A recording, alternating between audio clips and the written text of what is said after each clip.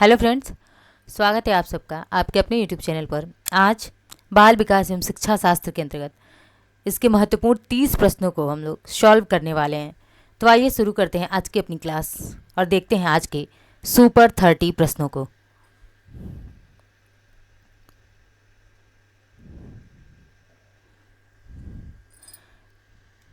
पहला प्रश्न है, विद्यार्थियों के ज्ञान अर्जन में सहायता करने के क्रम में अध्यापकों को किस पर ध्यान केंद्रित करना चाहिए। यानी कि जब विद्यार्थी ज्ञान अर्जित करें और उसको सहायता करने में अध्यापक को किस बात पर, किस बिंदु पर अपना ध्यान केंद्रित करना चाहिए। ऑप्शन ए है शिक्षार्थी के द्वारा प्राप्त किए गए अंकों या ग्रेड पर।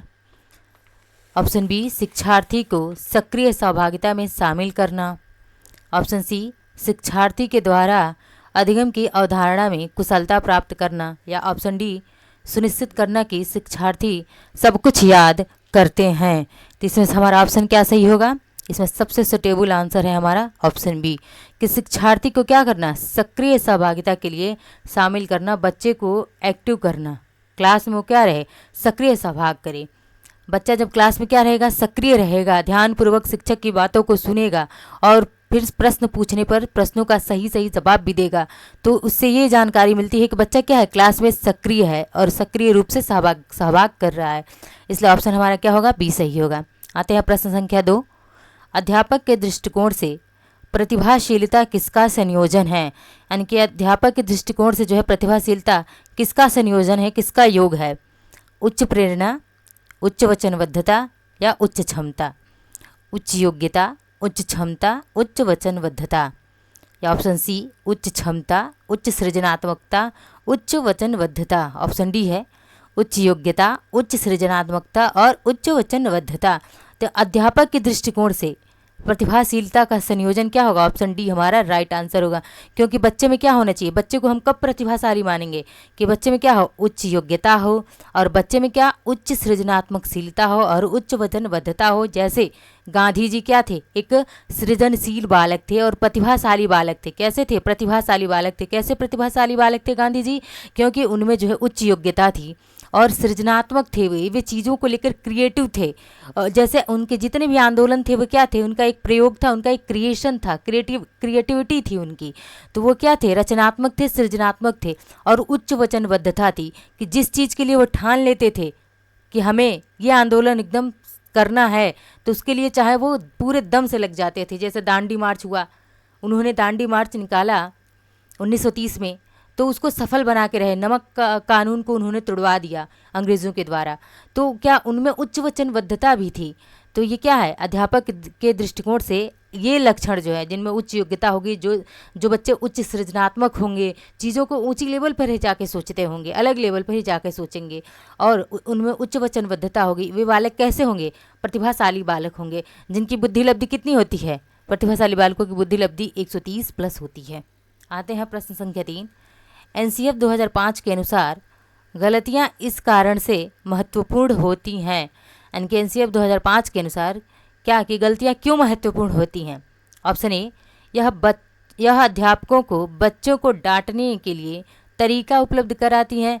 ऑप्शन ए कह रहा है कि अध्यापक को ऐसा तरीका उपलब्ध कराते हैं जिससे बच्चों को डांटा जाए। नहीं, एनसीएफ 2005 बिल्कुल बच्चों को डांटने की बात बिल्कुल नहीं करता है।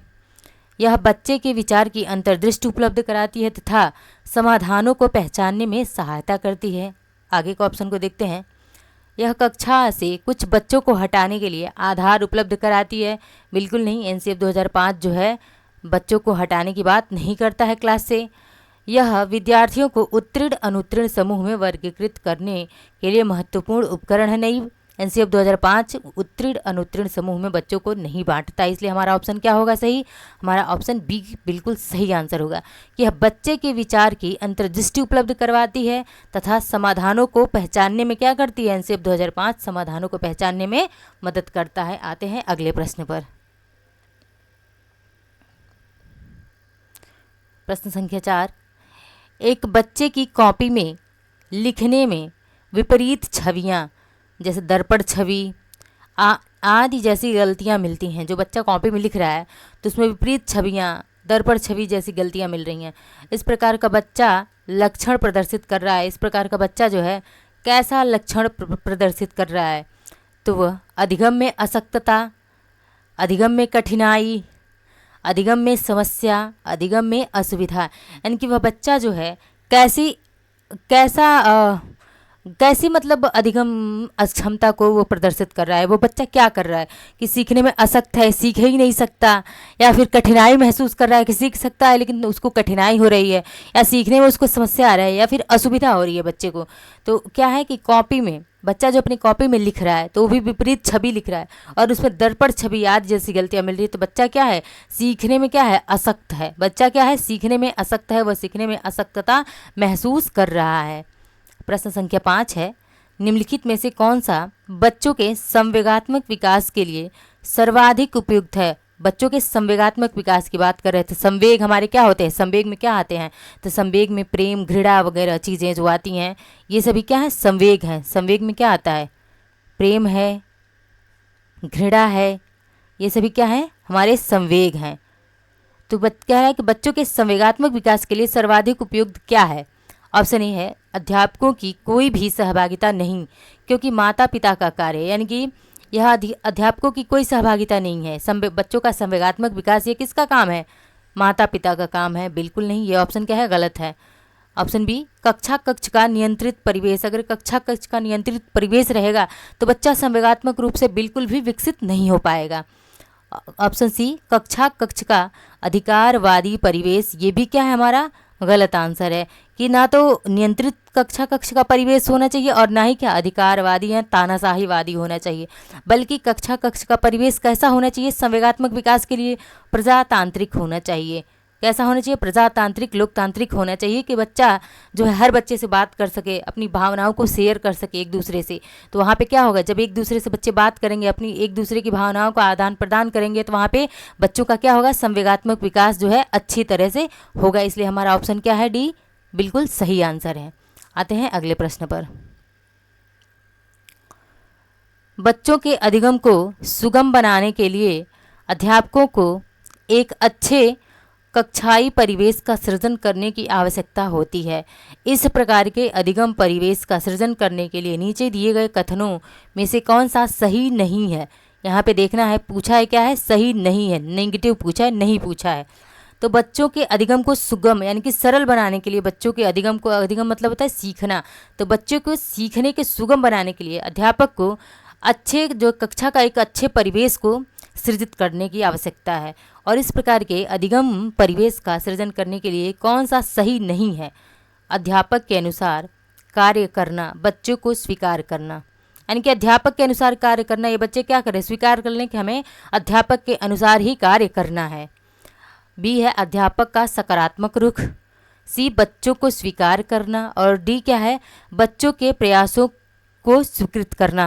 तो इसमें क्या ऑप्शन सही लग रहा है, सही? इसमें ऑप्शन हमारा क्या गलत होगा, ए सही है। क्यों? क्योंकि यह अध्यापक के अनुसार कार्य करना, ये बच्चे स्वीकार कर ले, यही हमारा गलत आंसर है। बल्कि ये सही है, बी सही होगा कि अध्यापक का सकारात्मक रुख होना चाहिए, जो है कक्षा का सृजनात्मक परिवेश बनाने के लिए बच्चों को स्वीकार भी करना चाहिए और बच्चों के प्रयासों की भी स्वीकृति होनी चाहिए। लेकिन ऑप्शन ए हमारा क्या नहीं होना चाहिए, इसीलिए हमारा आंसर ए सही होगा। आते हैं अगले प्रश्न पर।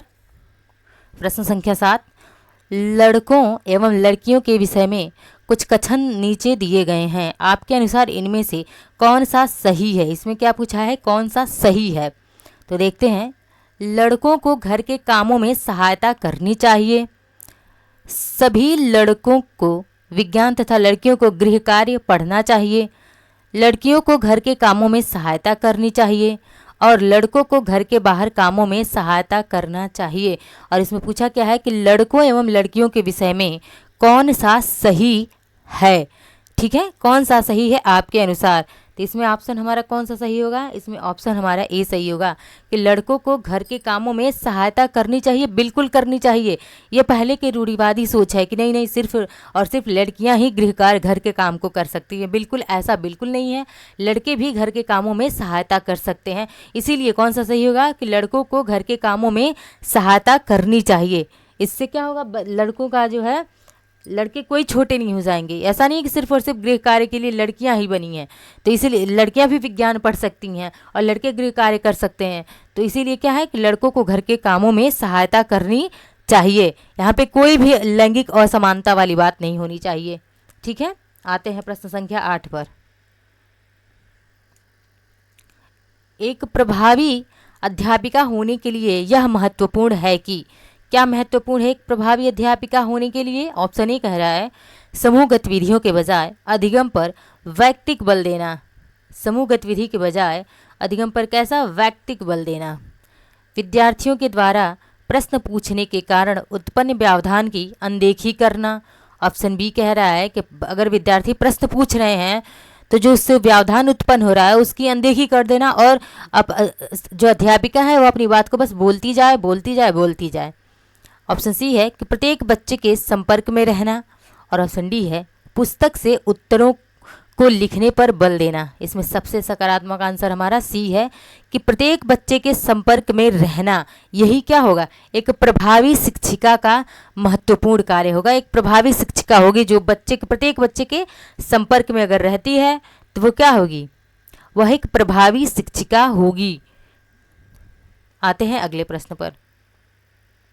प्रश्न संख्या 9, निम्नलिखित में से कौन सा एक रचनात्मक आकलन कार्य नहीं है? कौन सा जो है ऐसा जो रचनात्मक आकलन का कार्य नहीं है?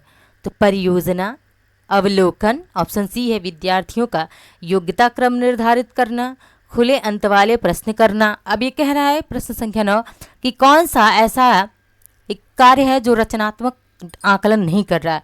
तब परियोजना, बच्चों से परियोजना बनवाना, प्रोजेक्ट वगैरह बनवाना, ये सभी क्या है? रचनात्मक है। इससे बच्चों की रचनात्मकता झलकती है। अवलोकन करना, अवलोकन क्या है कि बच्चे जो है प्रत्यक्ष अपनी इंद्रियों के द्वारा यानी कि आंखों के द्वारा किसी चीज़ को देखेंगे, और जो प्रत्यक्ष देखते हैं वो क्या होता है? उनके संज्ञानात्मक लेवल में जल्दी फिट हो जाता है और वो भूलते भी नहीं हैं। तो ये भी हमारा सही होगा। और क्या है कि खुले अंत वाले प्रश्न पढ़ना।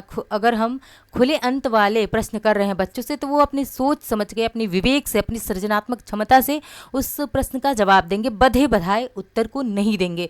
तो ये भी हमारा सही होगा। लेकिन कौन सा रचनात्मक आकलन का कार्य नहीं है? ऑप्शन सी कि विद्यार्थियों की योग्यता का क्रम निर्धारित कर देना, कि कौन बच्चा कितना योग्य है, इस बात का एक क्रम निर्धारित कर देना, यही क्या है? हमारा सही आंसर होगा। आते हैं अगले प्रश्न पर। विकृत लिखावट से संबंधित लिखने की योग्यता में कमी किसका लक्षण है? किसका बात कर रहा है? कि विकृत लिखावट यानी कि लिखने से संबंधित और लिखने की योग्यता में कमी किसका लक्षण है? तो डिस्ग्राफिया है, डिस्कैलकुलिया है, डिसलैक्सिया है, या फिर डिस्प्रेक्सिया है? क्या है? तो हमारा डिस्कैलकुलिया में क्या होता है? डिस्कैलकुलिया यानी कि किससे संबंधित है? कैलकुलेशन आ रहा है, तो यह किससे है? डिस्कैलकुलिया गणित से संबंधित है। किससे संबंधित है? डिस्कैलकुलिया कैलकुलेशन है तो यह गणित से संबंधित है। अच्छा, डिसलैक्सिया क्या है? तो यह पठन विकार है, पढ़ने से संबंधित है। बच्चा जो है क्या पढ़ता है? पठन विकार। इसमें क्या होता है? बच्चा सा को क्या पढ़ने लगता है? वाज पढ़ने लगता है। बच्चा सा को वाज पढ़ता है। डिस्प्रैक्सिया ये क्या है? तो यह भी एक क्या है? डिस्प्रैक्सिया क्या है?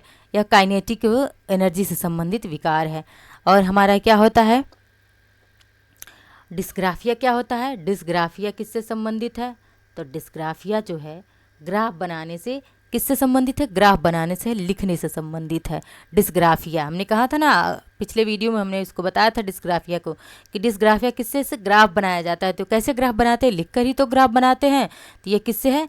लेखन विकार से। किससे डिस्ग्राफिया? लेखन विकार से संबंधित है। और हमारे प्रश्न में भी क्या पूछा है? लिखने से संबंधित। तो कौन सा है? डिस्ग्राफिया है। अगला प्रश्न है कि पियाजे के सिद्धांत के अनुसार निम्नलिखित में से कौन सा व्यक्ति के संज्ञानात्मक विकास को प्रभावित नहीं करेगा? ठीक है, कौन सा जो है पियाजे के अनुसार कि व्यक्ति के संज्ञानात्मक विकास को प्रभावित नहीं करेगा? कौन सा प्रभावित नहीं करेगा? तो क्या सामाजिक अनुभव है, या फिर परिपक्वता है, या क्रियाकलाप है, या फिर भाषा है? पियाजे के अनुसार कौन सा ऐसा है जो व्यक्ति के संज्ञानात्मक विकास को प्रभावित नहीं करेगा? कौन सा है? तो सामाजिक अनुभव है, या परिपक्वता है, क्रियाकलाप है, या भाषा है। पियाजे जो कि स्विट्जरलैंड के एक क्या थे, प्रख्यात मनोवैज्ञानिक थे, और इन्होंने सबसे ज़्यादा अपना काम संज्ञानात्मक विकास पर ही काम करा है, कॉग्निटिव डेवलपमेंट पर ही इन्होंने अपना काम करा हुआ है। और इनके अनुसार व्यक्ति का जो सामाजिक अनुभव होता है वह क्या किसको प्रभावित नहीं करता है, व्यक्ति के संज्ञानात्मक विकास को प्रभावित नहीं करता है सामाजिक अनुभव। अगले प्रश्न पर आते हैं, प्रश्न संख्या 12। इनमें से कौन सा तंत्र या तंत्रीय सिद्धांत व्यवहारिक बुद्धि का अभिप्राय नहीं है?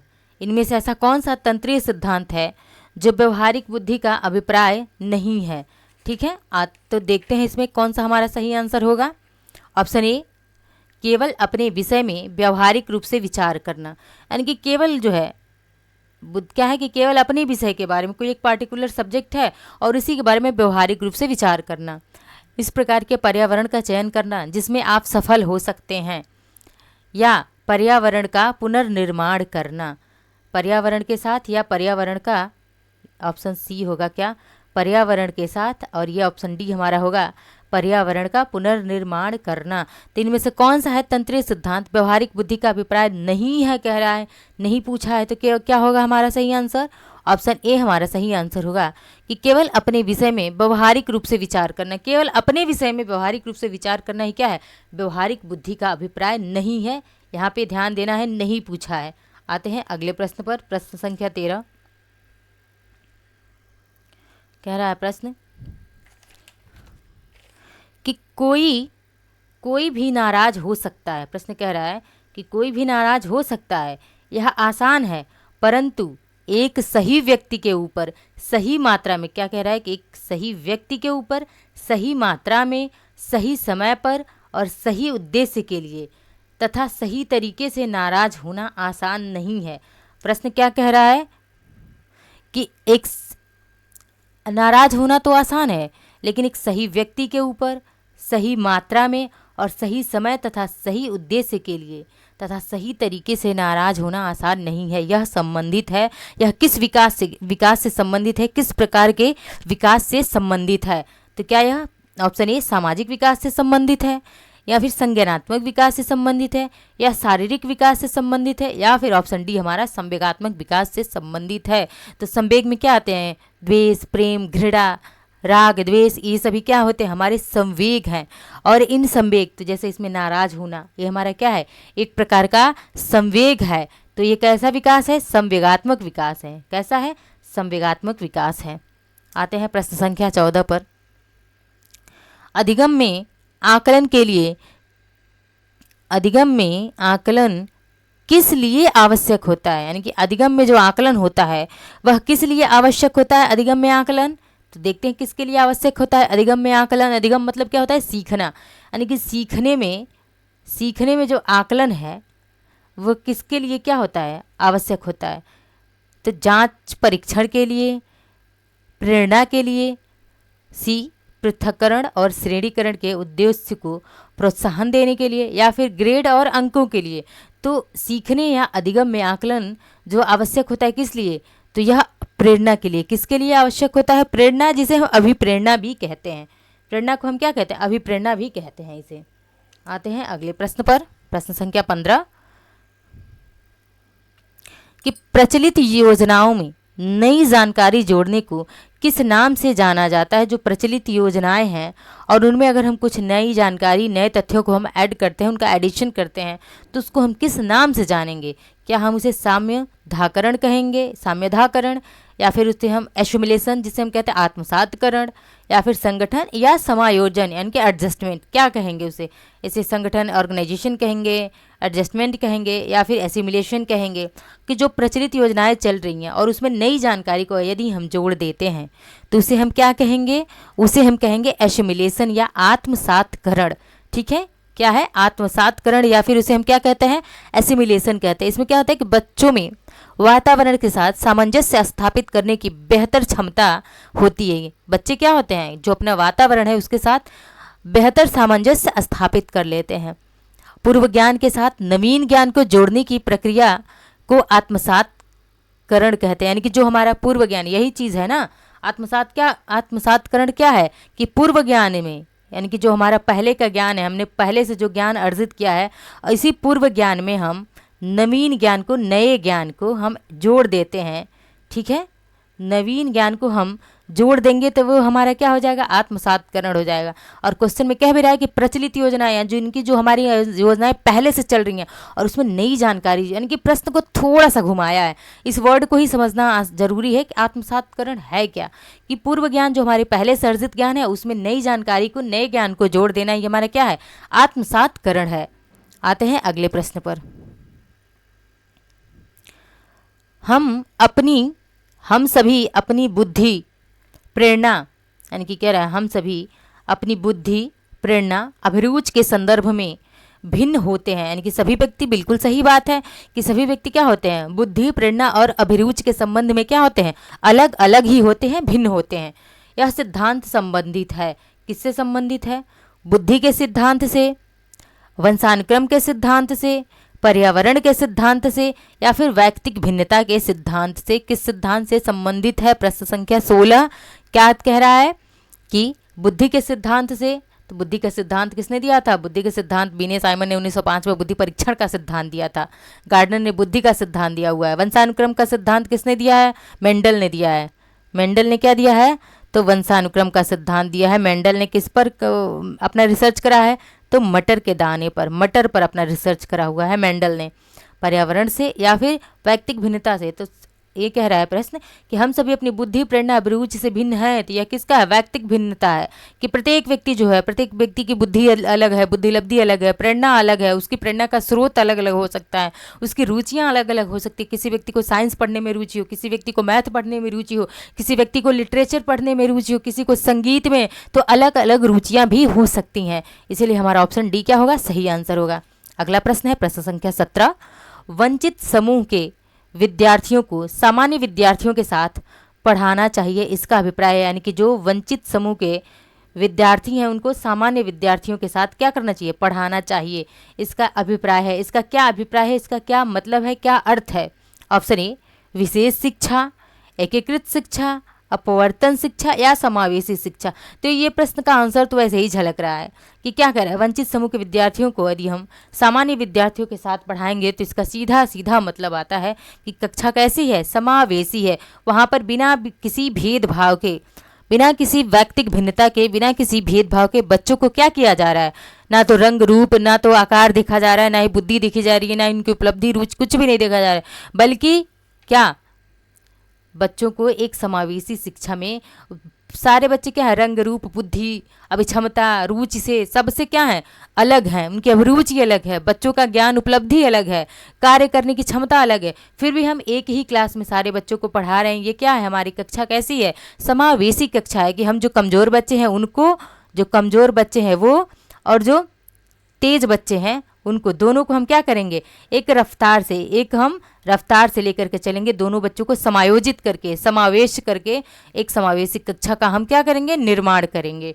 आते हैं अगले प्रश्न पर। प्रश्न संख्या 18 है कि आउट ऑफ द बॉक्स चिंतन किससे संबंधित है। आउट ऑफ द बॉक्स चिंतन किससे संबंधित है, तो ऑप्शन ए है स्मृति आधारित चिंतन, यानी कि स्मृति आधारित चिंतन मतलब सोच पर आधारित चिंतन है आउट ऑफ द बॉक्स। यानी कि जो बच्चे आउट ऑफ द बॉक्स सोचते हैं, जिसे हम कहते हैं लीक से हटकर सोचना, कि जो प्रचलित धारणाएं हैं वैसी उस धारणा से हटकर सोचना, कि जैसे पहले की प्रचलित धारणाएं क्या है कि कोई भी काम, अगर कोई, जैसे कि पूर्वज हैं किसी के और वो कोई व्यवसाय कर रहे हैं, कपड़ा बेचने का काम कर रहे हैं, अगर किसी के पूर्वज क्या हैं, कपड़ा व्यापारी हैं, तो उनके बच्चे भी क्या सोचते हैं कि हमें भी आगे यही बनना है। तो ये क्या है, ये एक वंशानुक्रम हेरिडेटिकल क्या है, सोच है। लेकिन एक कोई बच्चा उसी में होगा कि नहीं मुझे इंजीनियर बनना है, मुझे डीएम बनना है, मुझे एसडीएम बनना है। वो बच्चा क्या कर रहा है, आउट ऑफ द बॉक्स सोच रहा है, लीक से हटकर सोच रहा है कि नहीं मुझे कपड़ा ही नहीं बेचना है, मुझे डीएम एसडीएम आगे के पोस्ट पाने हैं, मुझे ऊंचे पदों पर जाना है। तो यह बच्चा क्या कर रहा है, आउट ऑफ द बॉक्स सोच रहा है, यानी कि वह अपसारी चिंतन कर रहा है। अपसारी का मतलब होता है क्या, बाहर की तरफ। ये केंद्र मान लीजिए सेंटर है, तो हम बाहर की तरफ जो बच्चा सोचेगा वो क्या है, अपसारी चिंतन कर रहा है। लेकिन जो बच्चा जो बच्चा अंदर की तरफ सोचेगा, अंदर की तरफ आ रहा है, वो क्या है, अभिसारी यानी कि अंदर की तरफ, और अपसारी यानी कि बाहर की तरफ सोचना। तो जो बच्चे आउट ऑफ द बॉक्स सोचते हैं वो कैसे होते हैं, तो वह अपसारी चिंतन से संबंधित होते हैं वो बच्चे। प्रश्न संख्या 19 है, शिक्षण में अध्यापकों के द्वारा विद्यार्थियों का आकलन इस अंतर्दृष्टि को विकसित करने के लिए किया जा सकता है।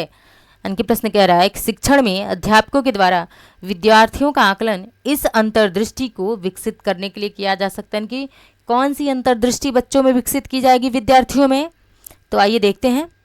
उन विद्यार्थियों को प्रोन्नत न करना जो विद्यालय के स्तर के अनुकूल नहीं है। क्या यह हमारा आंसर सही होगा कि जो उन विद्यार्थियों की प्रोन्नति ही नहीं करेंगे कि जो विद्यालय के स्तर के अनुकूल नहीं है। बिल्कुल देखते हैं इसको, तो आंसर हमारा क्या है, ये सही नहीं है। बी है कि शिक्षार्थियों की आवश्यकता के अनुसार शिक्षण उपागम में परिवर्तन करना। अगला देखते हैं, कक्षा में प्रतिभाशाली तथा कमजोर विद्यार्थियों के समूह बनाना। क्या यह उचित है कि अगर एक ही कक्षा में हम प्रतिभाशाली और कमजोर विद्यार्थियों का समूह बना दें? ऐसा अगर हम करेंगे तो क्या जो प्रतिभाशाली बच्चे होंगे उनमें एक तरह का अलग से ही घमंड आ जाएगा कि हम क्या हैं, हम तो प्रतिभाशाली हैं, और जो कमजोर विद्यार्थी होंगे उनमें हीन भावना आ जाएगी, वे हीन भावना का शिकार हो जाएंगे। तो इसलिए हमारा ये क्या होगा, ये भी गलत हमारा होगा, गलत है ये। आते हैं अगला डी ऑप्शन पे, उन विद्यार्थियों की पहचान करना जिन्हें उच्चतर कक्षा में प्रोन्नत करना है। क्या कुछ विद्यार्थियों को हम चिन्हित कर लेंगे कि इनका क्या है, अगली कक्षा में अगली क्लास में इनको प्रमोट कर देना है? ऐसा भी नहीं है। इसलिए हमारा ऑप्शन कौन सा सही होगा, तो देखते हैं। उन विद्यार्थियों, हमारा बी ऑप्शन क्या है, सही है कि शिक्षा, बी हमारा क्या है, बिल्कुल सही आंसर है कि शिक्षार्थियों की आवश्यकता के अनुसार शिक्षण उपागम में परिवर्तन करना। यानी कि जो शिक्षार्थियों की आवश्यकता है, जो हमारे शिक्षण उपागम है, जो हमारी शिक्षण विधियां हैं, उसमें हम परिवर्तन करेंगे, उन टेक्निक्स को अपनाएंगे जिससे विद्यार्थी क्या है, सवालों को, प्रश्नों को अच्छे से समझ सकें, सॉल्व कर सकें। अगला प्रश्न है 20 कि अधिगम अनुभवों को इस प्रकार से आयोजित किया जाना चाहिए जिससे अधिगम को सार्थक बनाया जा सके। नीचे दिए गए अधिगम अनुभव में से कौन सा बच्चों के लिए सार्थक अधिगम को सुगम नहीं बनाता है? प्रश्न क्या है, नहीं पूछा है कि कौन सा जो है सुगम नहीं बनाता है बच्चों के सार्थक अधिगम को। तो ऑप्शन ए, विषय वस्तु पर प्रश्न बनाना। ऑप्शन ए कह रहा है कि क्या विषय वस्तु पर प्रश्न बनाना, प्रकरण पर परिचर्चा और वाद विवाद, यानी कि जो प्रकरण है उस पर हम परिचर्चा वाद विवाद कर लें, प्रकरण का जो है इस पर प्रस्तुतिकरण दें, या विषय वस्तु को केवल याद करने के आधार पर पुनरावृत्ति। तो हमारा ऑप्शन क्या होगा, डी सही है कि क्या है, नेगेटिव है, और केवल मैंने कहा था टैग वर्ड में आता है, ये केवल क्या है, टैग वर्ड है, तो इसीलिए नहीं। यानी कि विषय वस्तु की केवल याद कर, अगर हम विषय वस्तु को केवल याद कर लें, उसके आधार पर प्रश्नों की पुनरावृत्ति करें, यही हमारा क्या है, सही आंसर है कि यही हमारा क्या होगा, ये जो है सार्थक अधिगम को, बच्चों के सार्थक अधिगम को सुगम नहीं बनाएगा, ऑप्शन डी। अगला प्रश्न है, बच्चों को शाब्दिक या गैर शाब्दिक दंड देने का परिणाम होता है।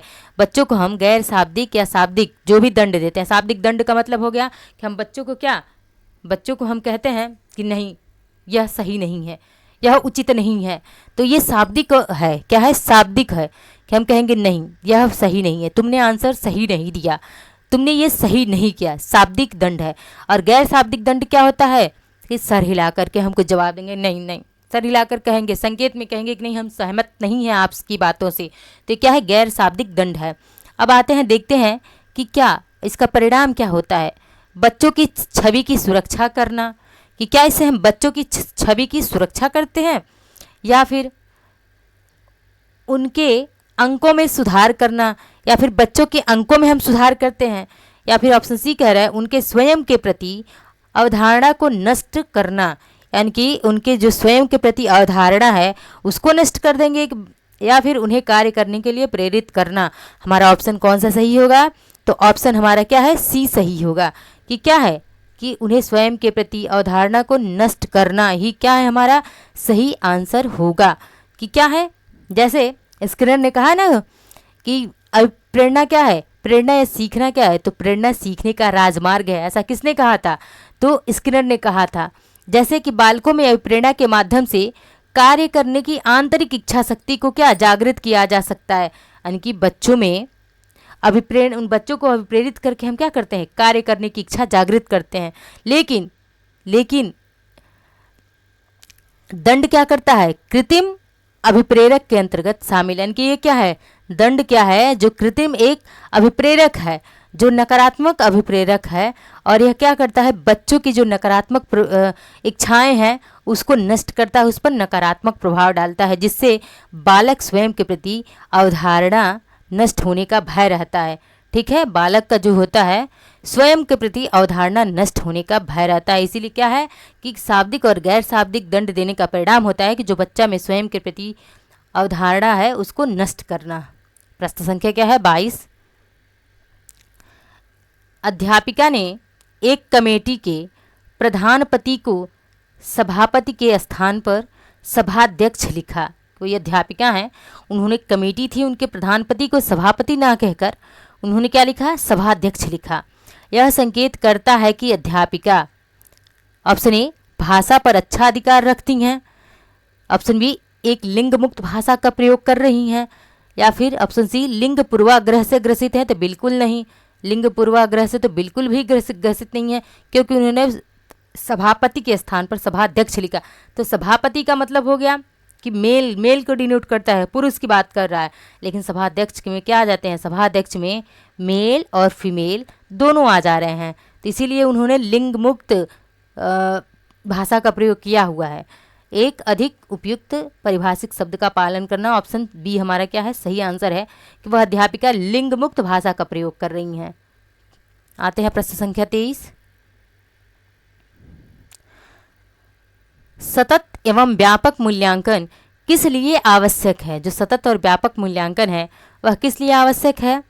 ऑप्शन ए शिक्षा बोर्डों की जवाबदेही कम करने के लिए, ऑप्शन बी जल्दी की जाने वाली गलतियों की तुलना में कम अंतराल पर की जाने वाली गलतियों को सुधारना, ऑप्शन सी यह समझने के लिए कि अधिगम का किस प्रकार का अवलोकन किया जाता है, दर्ज किया जाता व सुधार किया जाता है, ऑप्शन डी है शिक्षक के साथ परीक्षण का तालमेल बैठाने के लिए। तो हम किस लिए करते हैं, सतत एवं व्यापक मूल्यांकन किस लिए सबसे ज़्यादा जरूरी है, ऑप्शन सी यह समझने के लिए कि अधिगम किस प्रकार का अवलोकन किया जाता है। अधिगम में हम किस प्रकार का अवलोकन करते हैं, कैसे चीज़ों को देखते हैं, कैसे उसे हम दर्ज करते हैं और कैसे उसमें सुधार किया जाता है। यह क्या है, ऑप्शन सी हमारा सही आंसर है। आते हैं प्रश्न संख्या 24 पर।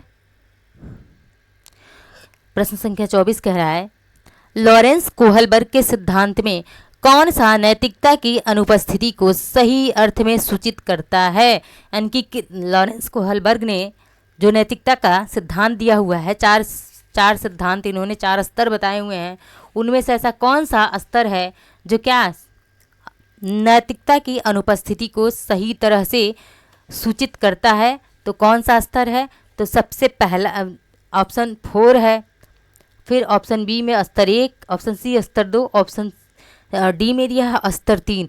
तो कितने स्तर हैं, 4 स्तर दिए हैं। लॉरेंस कोहलबर्ग ने कितने स्तर बताए हैं, 4 स्तर बताए हुए हैं। पहला स्तर है कि पूर्व परंपरागत स्तर, कैसा है, पूर्व परंपरागत स्तर। दूसरा है परंपरागत स्तर और तीसरा है उत्तर परंपरागत स्तर। ठीक है, तो इन्होंने उत्तर परंपरागत स्तर में क्या दिया है, परंपरागत स्तर में क्या दिया है और पूर्व परंपरागत स्तर में क्या दिया है लॉरेंस कोहलबर्ग ने, एक बार हम जानते हैं। तो पूर्व परंपरागत स्तर में इन्होंने क्या कहा है, बच्चा जो कैसा होगा, आत्म केंद्रित होगा, आज्ञा पालन अभिमुखता होगी, उसमें आज्ञा पालन करेगा। लेकिन अब परंपरागत स्तर में क्या होगा, बच्चा जो है परंपरागत एकरूपता होगी, उसमें अभिमुखता और अधिकार संरक्षण की अभिमुखता होगी।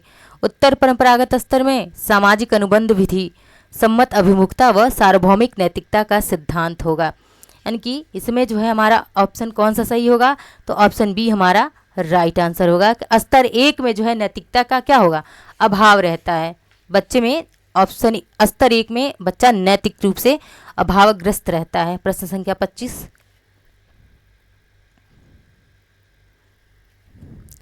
निम्नलिखित में से कौन सा बच्चों के समाजीकरण के प्रगतिशील मॉडल के संदर्भ में सही नहीं है। यानी कि बच्चों के समाजीकरण के प्रगतिशील मॉडल में कौन सा जो है सही नहीं है। 3 सही होंगे लेकिन एक क्या होगा, गलत होगा। देखते हैं ऑप्शन ए, बच्चे विद्यालय में बताई गई बातों को स्वीकार करते हैं, चाहे उनकी सामाजिक पृष्ठभूमि क्या हो, कुछ भी हो। यहाँ पे ध्यान देना है कि नहीं पूछा है। ऑप्शन बी है, बच्चों में प्रजातंत्र के लिए स्थान होना चाहिए। ऑप्शन सी, समाजीकरण सामाजिक नियमों का अधिग्रहण है। ऑप्शन डी, समूह कार्य में सक्रिय सहभागिता तथा सामाजिक कौशलों को सीखना। तो कौन सा ही हमारा सही एक नेगेटिव आंसर है? तीनों, ये तीनों हमारे क्या हैं? पॉजिटिव हमारे आंसर हैं। लेकिन ऑप्शन ए हमारा क्या है? नेगेटिव आंसर है। कैसे? कि बच्चे विद्यालय में बताई गई बातों को स्वीकार करते हैं, चाहे उनकी सामाजिक पृष्ठभूमि क्या हो, कुछ भी हो। ये हमारा क्या होगा? हमारा ए सही आंसर होगा। आते हैं प्रश्न संख्या 26। प्रश्न संख्या 26 में होगा कि अध्यापिका ने ध्यान दिया कि पुष्पा अपने आप किसी एक समस्या का समाधान नहीं कर सकती है। यानी कि एक पुष्पा नाम की कोई विद्यार्थी है, वह क्या कर रही है कि अपने आप जो है किसी एक समस्या का समाधान नहीं कर सकती है, फिर भी वह एक वयस्क या साथी की मार्गदर्शन की उपस्थिति में ऐसा कर सकती है। अगर कोई उसका साथी, कोई उसका दोस्त, फ्रेंड जो है उसको सपोर्ट करता है, तो कोई प्रश्न है उसका वह उत्तर दे सकती है, कोई प्रश्न है उसका समुचित उत्तर दे सकती है वह पुष्पा। तो इस मार्गदर्शन को हम क्या कहते हैं? तो क्या इसे हम पूर्व क्रियात्मक चिंतन कहते हैं, या समीपस्थ विकास क्षेत्र कहते हैं, या सहारा देना, या फिर पार्श्वकरण? इसे हम क्या कहते हैं? तो इसे वाइगोत्स्की ने बताया था ना, ZPD का सिद्धांत दिया था। क्या दिया था? ZPD का सिद्धांत दिया हुआ है। किसने? वाइगोत्स्की ने, जिसे हम क्या कहते हैं? जोन ऑफ प्रॉक्सिमल डेवलपमेंट, यानी कि समीपस्थ विकास क्षेत्र। इसे क्या कहेंगे? समीपस्थ विकास क्षेत्र, जिसे वाइगोत्स्की ने दिया हुआ है। किसने दिया है? वाइगोत्स्की ने दिया है। प्रश्न संख्या 27, निम्नलिखित में से कौन प्रारंभिक बाल्यावस्था अवधि के दौरान भूमिका एवं व्यवहारों के बारे में जानकारी प्रदान करते हैं जो एक समूह में स्वीकार्य हैं? यानी कि इनमें से कौन है जो प्रारंभिक बाल्यावस्था की बात कर रहा है?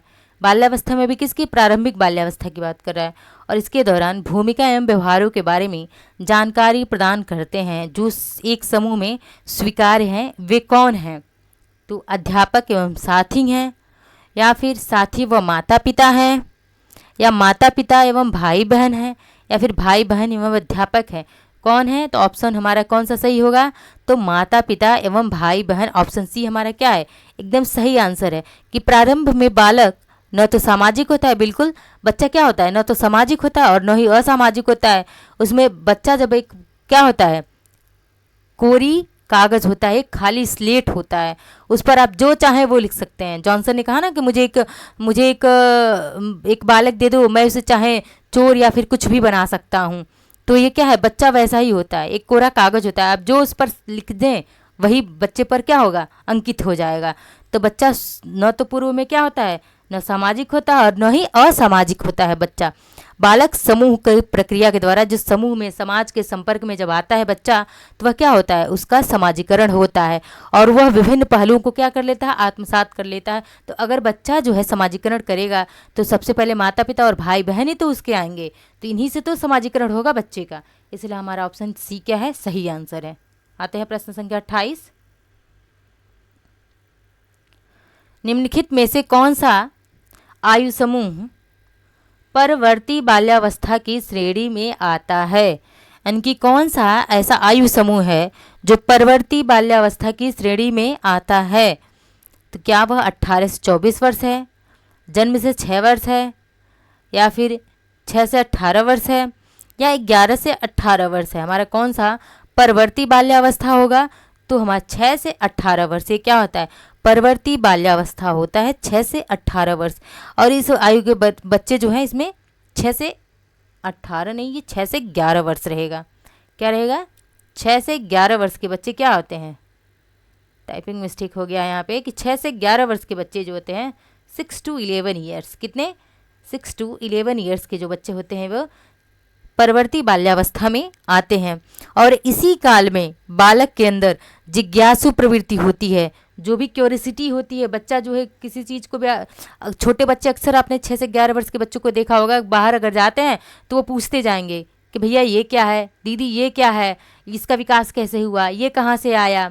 पौधे कैसे होते हैं, पौधों का काम क्या है, तमाम प्रश्न पूछते हैं। तो 6 से 11 साल के बच्चों के अंदर क्या क्यूरियोसिटी, जिज्ञासा बहुत आ जाती है चीज़ों को जानने के लिए, और वह समूह बनाना शुरू कर देते हैं। छोटे छोटे बच्चों का ग्रुप होता है और अपना ग्रुप बनाना शुरू कर देंगे वो। तो यानी कि समूह की प्रवृत्ति और जिज्ञासा किस एज में आता है, तो इसी परवर्ती बाल्यावस्था यानी कि 6 से 11 वर्ष के अवस्था में आ जाता है। बच्चे ग्रुप बनाना शुरू कर देते हैं। आते हैं अगले प्रश्न पर। आर्जव यानी कि कोई बच्चा है आर्जव, यह तर्क देता है कि भाषा विकास व्यक्ति की नैसर्गिक प्रवृत्ति से प्रभावित होती है। यानी कि व्यक्ति की जो स्वाभाविक प्रवृत्ति होती है, नैसर्गिक प्रवृत्ति होती है, उससे क्या है, भाषा विकास प्रभावित होता है। जबकि सोनाली कह रही है, सोनाली महसूस करती है कि यह परिवेश से प्रभावित होता है। तो आर्जव और सोनाली के बीच यह चर्चा किस विषय में है, यानी कि आर्जव और सोनाली किस विषय में जो है चर्चा कर रहे हैं, तो स्थिरता तथा अस्थिरता पर बहस कर रहे हैं, सतत तथा असतत अधिगम पर बहस कर रहे हैं, या प्रकृति तथा पोषण पर वाद विवाद कर रहे हैं, या चुनौतीपूर्ण तथा संवेदनशील भावना। तो यह किस पर बहस कर रहे हैं, तो ये प्रश्न ऑप्शन संख्या हमारा सी, यानी कि प्रकृति तथा पोषण पर वाद विवाद कर रहे हैं। कि आर्जव कह रहा है कि भाषा विकास पर जो हमारी नैसर्गिक प्रवृत्तियां उसका प्रभाव पड़ता है, जो हमारी नैसर्गिक प्रवृत्तियां मूल प्रवृत्तियां उनका प्रभाव पड़ता है। जबकि सोनाली कह रही है नहीं, बल्कि यह परिवेश, यानी कि परिवेश मतलब क्या है, वातावरण, ये वंशानुक्रम। आर्जव कह रहा है नैसर्गिक मतलब क्या है, वंशानुक्रम की बात कर रहा है। किसकी बात कर रहा है, आर्जव जो है वंशानुक्रम की बात कर रहा है। लेकिन ये सोनाली किस चीज़ की बात कर रही है परिवेश कहकर, तो यह पर्यावरण की बात कर रही है सोनाली पर्यावरण की बात कर रही है। तो वंशानुक्रम और पर्यावरण यानी कि प्रकृति तथा पोषण पर वाद विवाद की बात की जा रही है आर्जव और सोनाली के द्वारा। प्रश्न संख्या हमारा क्या है, 30 है। आते हैं अगला प्रश्न देखते हैं। प्रश्न संख्या 30 क्या है, अंतिम प्रश्न है हमारा आज का, कि विद्यार्थियों को स्वच्छता के लिए प्रेरित करने हेतु उन्हें स्वच्छता समिति का सदस्य बनाना प्रतिबिंबित करता है। यानी कि वह क्या प्रतिबिंबित कर रहा है विद्यार्थियों को, तो ऑप्शन ए है कि प्रेरणा का व्यवहारवादी उपागम, ऑप्शन बी प्रेरणा का मानवतावादी उपागम, ऑप्शन सी प्रेरणा का संज्ञानात्मक उपागम, या ऑप्शन डी प्रेरणा की सामाजिक सांस्कृतिक संकल्पना। तो एक बार प्रश्न फिर से देखते हैं कि विद्यार्थियों को स्वच्छता के लिए प्रेरित करने हेतु उन्हें जो है स्वच्छता समिति का अगर हम सदस्य बना देते हैं तो यह क्या रहेगा, क्या डिनोट करता है, क्या प्रतिबिंबित कर रहा है। ऑप्शन डी है कि प्रेरणा की सामाजिक सांस्कृतिक संकल्पना को, किसको, तो प्रेरणा की सामाजिक सांस्कृतिक संकल्पना को, कि बच्चा जो है स्वच्छता के लिए खुद ही उसमें प्रतिभाग कर रहा है, उस समिति का सदस्य बन रहा है, तो क्या देखेगा, बच्चे का उससे सामाजिक और सांस्कृतिक विकास होगा। कैसा होगा, सामाजिक सांस्कृतिक विकास होगा। तो ये थे हमारे आज के सुपर 30 क्वेश्चंस। आई होप आप लोगों को प्रश्न अच्छे लगे होंगे, क्लास अच्छी लगी होगी। क्लास अच्छी लगे तो लाइक, शेयर और कमेंट तथा सब्सक्राइब चैनल को ज़रूर करें। धन्यवाद।